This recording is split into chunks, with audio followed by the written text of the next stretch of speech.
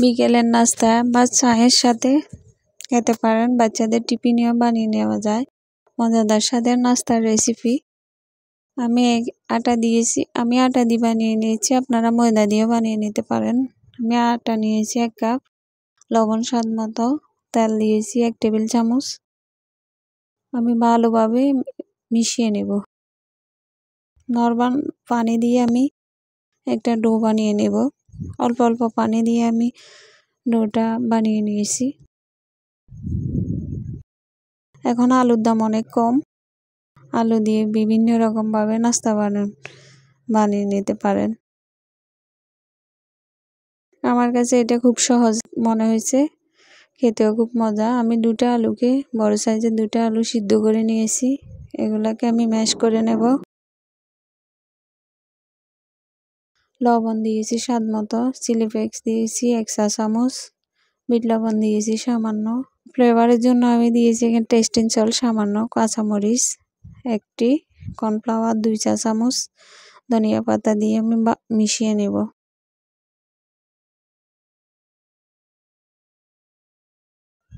Cornflour না থাকলে চাউলের গুঁড়িও দিতে পারেন।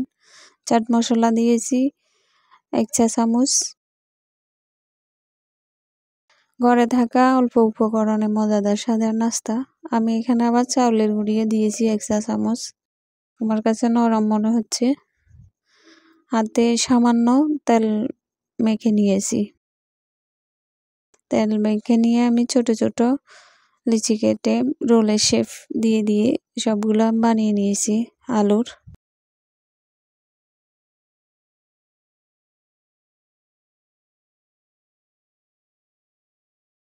আমি যে আটার ডোটা বানিয়ে নিয়েছি ওইটা আমি বানিয়ে নিয়েছি।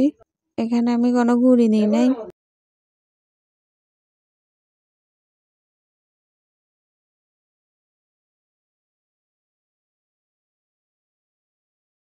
আর খামিতে তেল আছে, তাই আমি একদম পাতলা করে বেলে নিয়েছি। রোলের শেপ দিয়ে আমি ছুরি দিয়ে কেটে নিয়েছি যাতে শেপটা ঠিক মতো থাকে।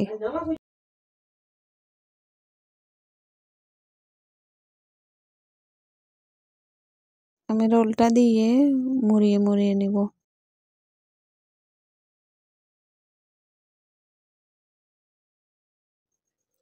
আমি সবগুলা একই প্রসেসে বানিয়ে নেব। আমার রেডি হয়ে গেল অনেকগুলা রোল। একটা প্যানে তেল দিয়ে দিয়েছি, আমি ডুবো তেলে ফ্রাই করে নিতে হবে।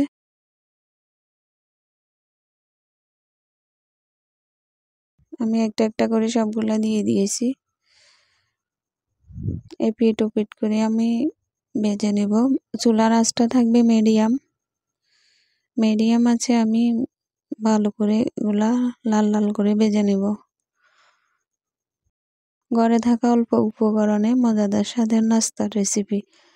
আমার ভিডিওটি ভালো লাগলে চ্যানেলটি সাবস্ক্রাইব করে রাখবেন, ফেসবুক পেজটি ফলো দিয়ে রাখবেন। সবাই ভালো থাকবেন, সুস্থ থাকবেন। আল্লাহ হাফেজ।